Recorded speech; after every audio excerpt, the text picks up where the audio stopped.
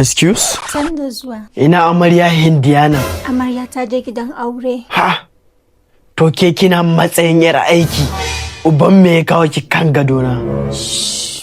Yanzu ne na samu daman gaya maka abin da yake raina. Daman hajiya bata nan saboda ka zo mai running 1 or 2 things. Ni ma na jima in kina shara kina giftawa ina kyallara miki ido. Kawai saboda hajiya ne nake bayyana miki abin da yake haɗina. Ashe akwai ranan da zai zo mai random collab.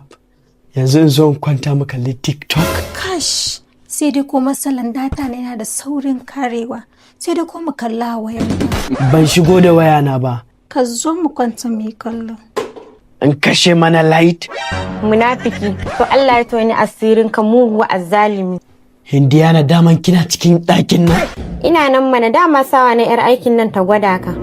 Wani mumini ne za a mai wannan gwajiyan ya tsallake? Karfin imani na bai kai nan ba Hindiyana. Ki zama wise. Ungo!